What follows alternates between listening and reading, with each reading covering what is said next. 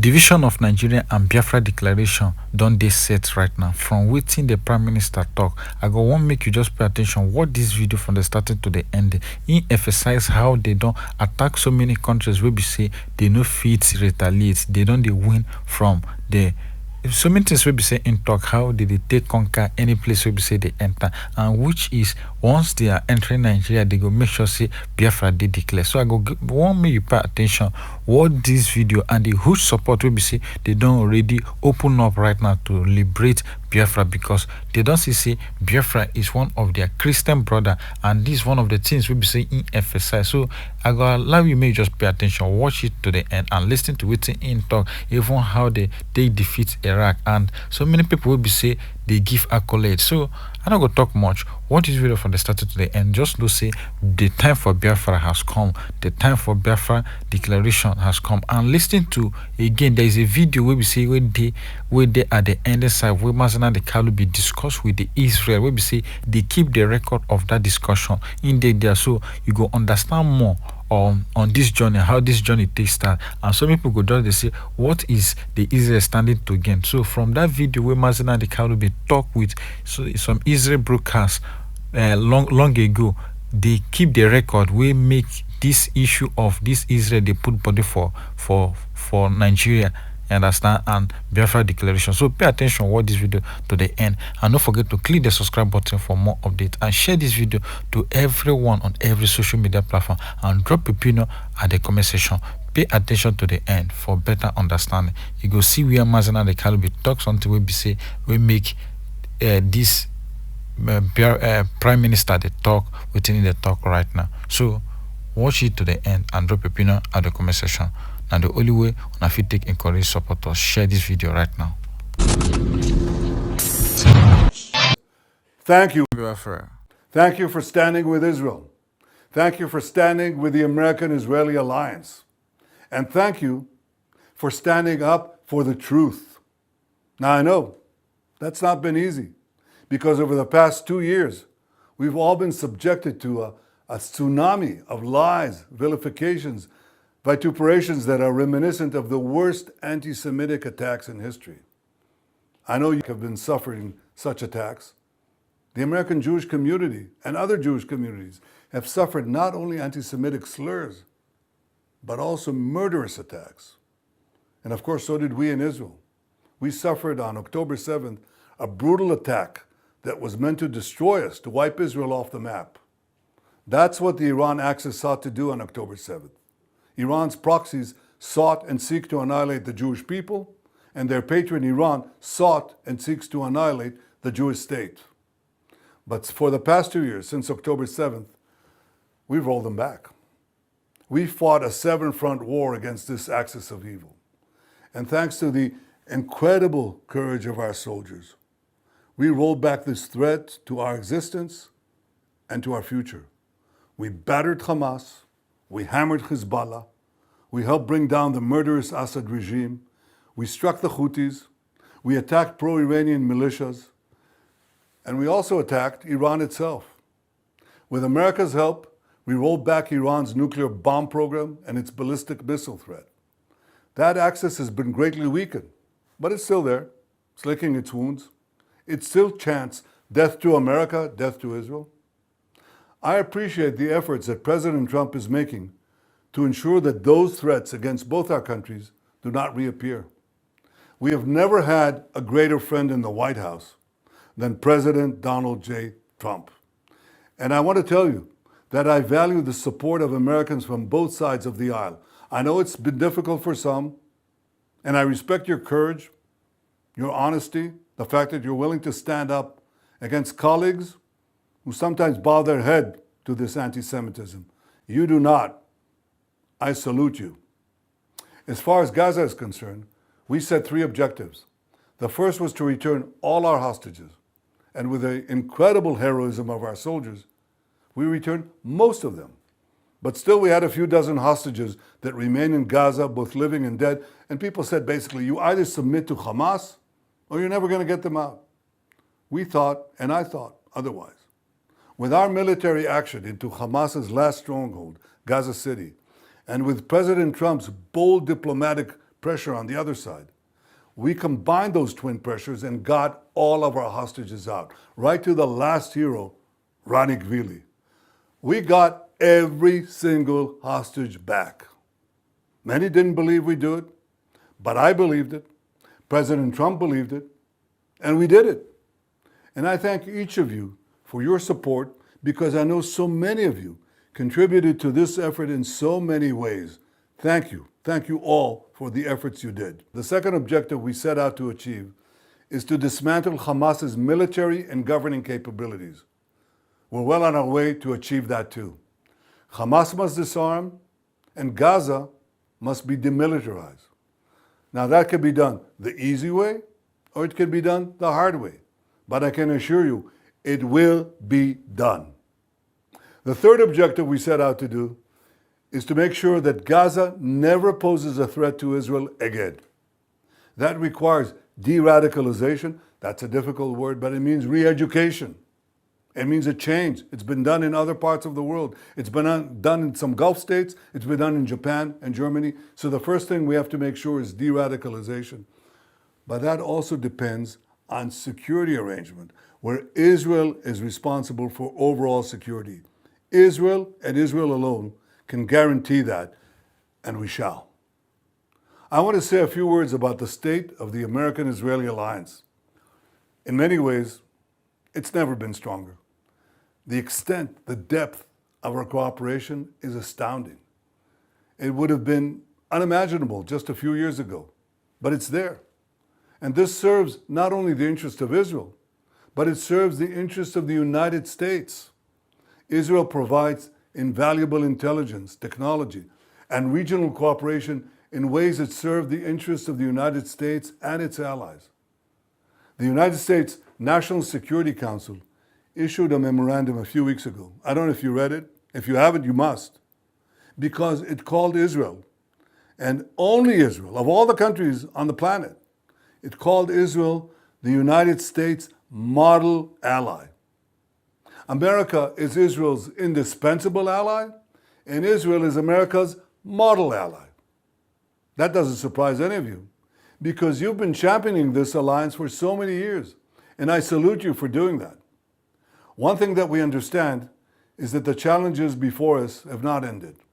But this alliance gives us the opportunity to fashion a new reality in our region, a reality of security, prosperity, and peace. And the benefits will accrue not only to us, but to America and its allies as well. See, when Israel intercepts a missile over Jerusalem or Tel Aviv, we're not only protecting our children, we're pioneering the technologies that protect America's soldiers, America's allies, and America's homeland. This is not a one-way alliance. It is shared security, shared innovation, shared strength. Our goal is a totally different Middle East, a Middle East where radical axes are replaced by alliances of innovation, where terror corridors are replaced by trade corridors, where peace is built not on illusion, but on strength. That's why I've told Iran that if it attacks us, we will respond with unimaginable force. And we are committed to defending our allies, including the Druze in Syria. We saved them from massacres. But even as we win on the battlefield, we're fighting on another front. We're fighting on the battle for truth. The truth is that we were brutally attacked on October 7th. The truth is that we have fought a just war by just means on 7 fronts. The truth is that from Gaza to Yemen to Iran, we have hit our enemies harder than they've been ever hit before. But the truth is also this: we've been vilified and falsely accused of genocide at the very moment when, according to John Spencer, head of urban warfare studies at West Point and perhaps the world's greatest expert on urban warfare, he said Israel applied more measures to prevent civilian casualties than any military in the history of urban warfare. That is the truth. Radical voices on the left spread lies about genocide. Radical voices on the right demand that Jews take DNA tests. Both are wrong, both are dangerous, and both must be confronted. Because this is not just a war for security, it's a war for truth. The truth is that the Jewish people have lived in our ancestral homeland, the land of Israel, for 3,500 years. The truth is that David set our capital, King David set our capital in Jerusalem 3,000 years ago. The truth is that although we represent only 0.2%, 0.2%, 1/5% of the world's population, the Jewish contribution to humanity in every field, in medicine, in science, in physics, in so many areas, has been unmatched. The truth is that Israel is not a burden to America. Israel is a strategic asset to America, as the American National Security Council itself says.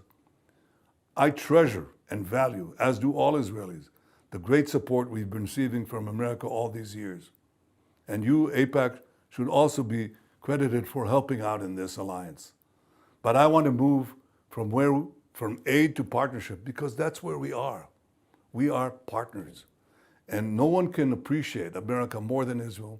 And I believe that many, many Americans understand that America has no better ally than Israel. And a final word on anti-Semitism. It's been part of our history for over 2 millennia. 500 years before the birth of Christ, we've had anti-Semitism, and ever since, it's been there. The vilifications through the Middle Ages and through modern times, including right up to the Holocaust, continue. Now, some believe that after the Holocaust, there would be an end to this horrible curse.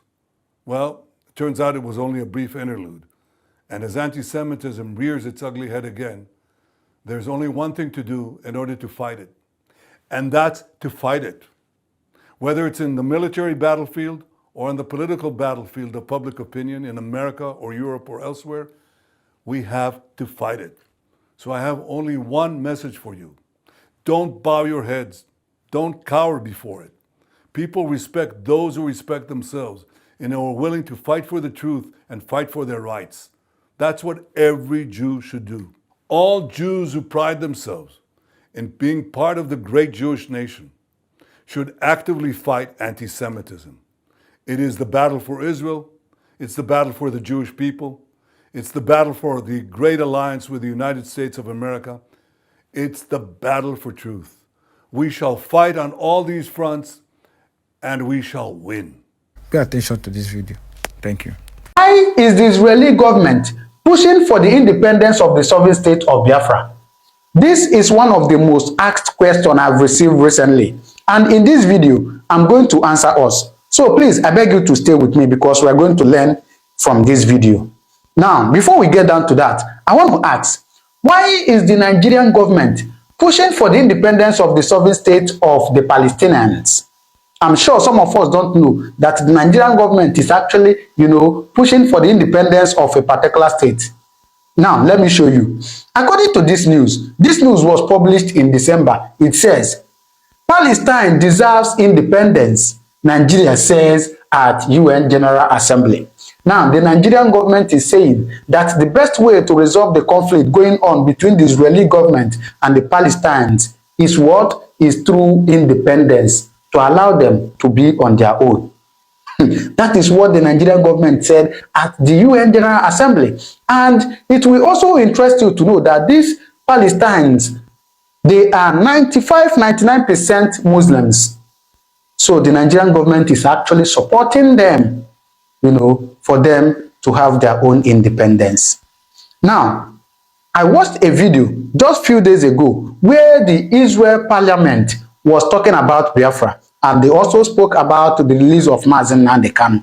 And after watching that video, it took me back to a video I saw the Israel Prime Minister Benjamin Netanyahu, the video he made a couple of weeks ago, where he said that Israel is coming to Africa and Africa will come back to Israel. Now, watch this video and listen to what he said. Expression of a simple truth. Israel is coming back to Africa, and Africa is coming back to Israel. I believe in Africa. I believe in Africa. I believe in its potential, present and future. It is a continent on the rise. Its people are diverse and talented. I've made strengthening our relations one of our top priorities, national and international priorities of the State of Israel. It's the reason I became the first Israeli Prime Minister to visit Africa in decades. Well, one thing I can assure you, it won't be decades until an Israeli leader visits Africa again. It won't be 5 years, it'll be a few months. Africa and Israel share a natural affinity. We have, in many ways, similar histories. Your nations toiled under foreign rule. You experienced horrific wars and slaughters, and you are still fighting to get out of the past into the future, valiantly. Things and efforts that I deeply admire. With determination and conviction, you won your independence. You healed the wounds of the past to chart a future of hope for your people. This is very much our history. Our people, too, were denied independence for far. You see, after listening to this, I remembered an interview that Nnamdi Kanu granted in Israel a couple of years ago. And what he said in that interview is exactly what is playing out today. So please, I want to beg you to spend just a few minutes and listen to his interview in Israel channel, where he said a lot of things about Biafra, about Igbos being Jews, and a lot of things. And all the things he said are what is playing out today. So please, listen to him. Then you do well to drop your comment in the comment section what to think about this, please. I want to congratulate you and to thank you for coming us. Mr. Nnamdi Kanu. Thank you. Yes. From Biafra. Yes. Thank you so much. We will shortly tell the story of how did you happen to come here. But let's talk a little bit about your people story in Biafra. How many people there consider themselves Jewish, and how did it manifest itself? Biafra in total has about a population of, say, 70 million people scattered all over the world. As you know, they've called us the wandering Jews of Africa. But those that identify themselves with their Jewish heritage is nearly about 50 million people. 15 million people? 50 million people. Do they practice Judaism? They practice Judaism? A significant number of them practice Judaism. In what way? In terms of their prayers, in terms of the Torah that they read, in terms of the kippah and the talit they used to pray, in terms of their recitation of their prayers, is a very significant segment of the population that actually practice it as we do, or most of us do in IPOB. The problem is that when IPOB is the indigenous people of Biafra, is this umbrella movement all over the world that is pursuing the emancipation of Biafra from Nigeria. So what's been happening is that when Christianity came with colonialism, a lot of our Jewish heritage was suppressed. We were made to feel ashamed of our Jewishness, so to speak. But luckily, unfortunately for us, a lot of people bravely maintain that very tradition and culture till this very day. If you go to Umweri in Anambra State, it is there. All over the world, it is there. And even the Encyclopedia Britannica of 1929 mentioned it quite specifically that the Igbos are the Jews of Africa, because all the traditions you have from circumcision to everything that you can think of in the book of Leviticus, we're talking about the Igbo nation, the Igbo people. Yes. Not all of them are Jewish, right? Not all the Igbos are Jewish, or they are. They are all Jewish. The problem is that with the influence and influx of Christianity as a result of colonialism, a lot of that was dampened down. What happened was a lot of our emphasis was moved away from the Torah, the Old Testament, to the New Testament. But because the Old Testament still contained aspects of our tradition and our culture, we accepted the Bible as it was given to us. Okay, we have a short clip showing you guys in Biafra in your Judaism way of life here. Yes. Hallelujah. Oh, say shalom. Hallelujah. Oh, say shalom. Hallelujah. Oh, say shalom. Hallelujah. Oh, say shalom. Hallelujah. Oh, say shalom. Hallelujah. Oh, say shalom. It's the sound, centuries of colonial returning to what they say are their native roots. A place quite fascinating. Very, very fascinating. Now I want to look at the map of Biafra and Nigeria, and maybe this map tells a little bit of the story. So actually, you guys in Biafra, what are you struggling for? What is your aim in your struggle? Why there is such a confrontation between you and the authorities? Because we want to go back to where we were before the British came. most of our problems was basically made by the British. The way Nigeria was put together is the root cause of the problem. I'm talking about these days. Okay, there was a war and Biafra was kind of independence between 1967 and 1970, I guess. That's correct, yes. And since then it's part of Nigeria. What do you want? You want an independence state of Biafra? You want to be a Jewish state? You want kind of autonomy? What did you like? What do we want? We want an for? independent Jewish state, a Biafran state that is absolutely independent of anything to do with Nigeria, for the simple reason that we were independent before the British came. But you want to be a Jewish state? Absolutely. To go back to a way of life, there's a place called Arochukwu where we come from. The same way you have Jerusalem. The same way you have the temple in Jerusalem, we had one in Arochukwu, the same thing. So we want to go back to that way of life, to worshiping the one and only true God that we know. Is there anyone within the Israeli establishment that recognize you as a Jewish people?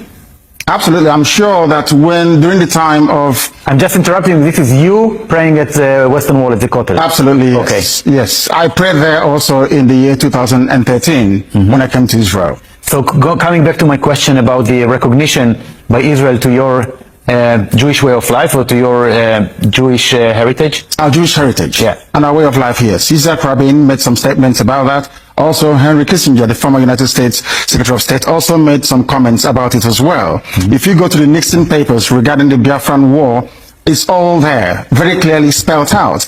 But I think there seems to be this kind of paranoia that should Biafra get closer to Israel, that 70 million people will somehow flock to the land of Israel. But that is not the case. We are seeking Biafra, so we can return to Biafra and be in Biafra. Let's go back to your personal story. Yes. You have been persecuted or arrested in Biafra. What was the story about?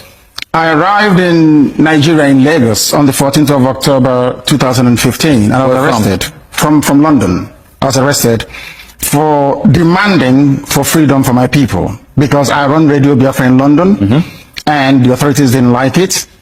Then I had to go down I had to go home basically to see my people, and they arrested me and kept me locked away for 19 months. 19 months? Yes, despite 2 court judgments to set me free. They took me to court, and the court... More than a year and a half in custody? Absolutely. And then what happened?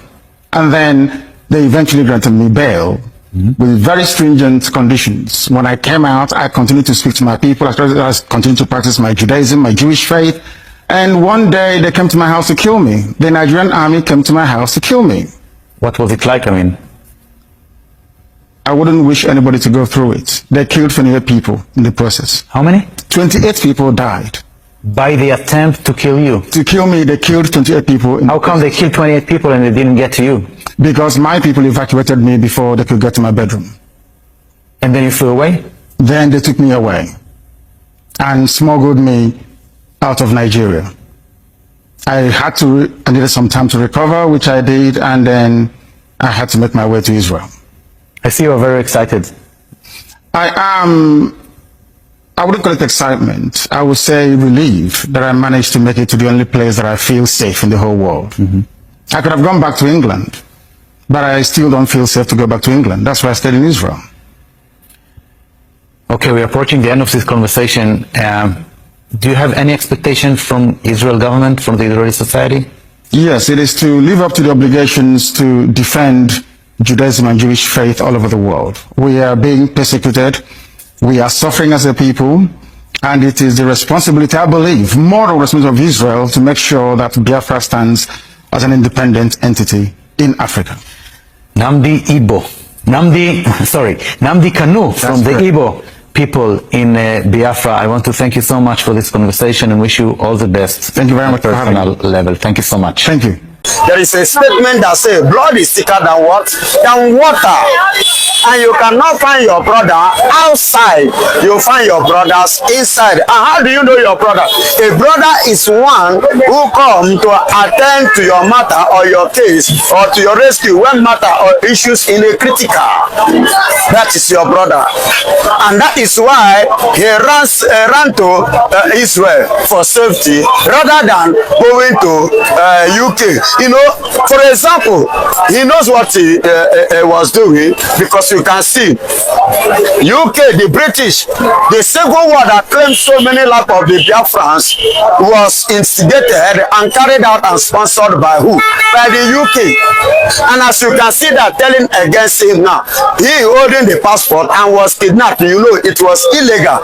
Up to today, what has the UK Parliament or UK government, what have they done concerning or regard to that? Nothing. But you can see Israel, they are the one showing you that that blood is thicker than water. No matter what happened, no matter whose citizen you come from, so long you remain a Biafra man, a Biafra Igbo man, you are an Israeli in Africa.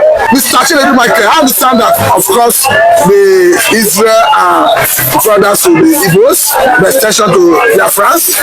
But we understand that Nnamdi Kanu currently is going through travail. But seeing Israelites rallying, protesting, asking Nigerian government to release Nnamdi Kanu, asking British government to step in and ensure that their brother is released. How does it come to you? No, it didn't come to me as a surprise anyway, because I noticed at the last 30th Biafran Day, I will see a lot that happened in Israel. I saw Israelis, both men and women. In fact, we saw the hair Jews, you know, mounting, celebrating the Biafran Day, celebrating the birth of the first Jewish African state. For me, for the Israelis, for the Jews of Israel to join, to even remember that day, you know, tells a lot of story of the supposed alliance or the supposed synergy or the bloodline, you know, let me put it that way, between the Biafrans, the Igbos of us, and of course the Jewish state. And I can see over time, I've seen aides of the Prime Minister of Israel making different statements referencing Biafra recognition, talking about Nnamdi Kanu, and a lot of people does not know the reason why Nnamdi Kanu is always being welcome within Jerusalem and of course the Western world. There's a lot of things that's attached to that, and we have built a relationship to the extent that the Israeli government themselves officially has recognized Biafra, of course the Igbos, you know, as one of the lost tribes of Israel. You know, we have the other ones from Massa, you know, Uganda. We have another one too from, of course, Ethiopia. We know the history, you know, as the only nation that was not colonized. But what we are saying at this point in time, that it has become a reality where we are seeing so many different lobbies from different parts of the world, different countries, different nations, you know, factoring the liberation of Biafra, talking about, you know, another African consciousness called Nnamdi Kanu, you know, talking about Ibrahim Traore, you know, talking about Nelson Mandela, you know, and a lot of people are surprised that the Biafran recognition agenda, and of course that has been identified on several bases, even though it was being reported some time ago that the Israeli government under Benjamin Netanyahu has gone as far as, you know, signing a Biafran charter, you know. So these are some of the things we want to see. And of course, the Israeli embassy, you know, located in Biafra land, is also a factor of trust. It's also a factor of patriotism. It's also a factor of brotherhood and bloodline and recognition of an entity or a brother that can never hold. If they like, may they detain all the whole Biafrans. One thing that is assured is that Biafra must come. Is a destiny that must be fulfilled. So no matter how they try to do me, waiting I know be say my children will enjoy the fruit of Biafra. So all these things where they happen right now is something that must happen because it's not an easy journey. Nnamdi Kanu say it's not an easy journey. Samonet by even Parker. So it's not an easy journey. So but I believe that by this year runs down, I'm hopeful, I'm optimistic that Biafra will come. So the children of Israel, it took them so many years for them to get to their promised land, which is what is happening to the people of Biafra. So we have the same like minds with them. So I'm not going to just talk much. Drop your opinion at the comment section. Don't forget to share this video to everyone on every social media platform. Don't forget to click the subscribe button for more updates. The only way you fit to support us and to share this video. Thank you, my lovely people. Drop your thoughts at the comment section and write freedom for Nnamdi Kanu and freedom for the people of Biafra.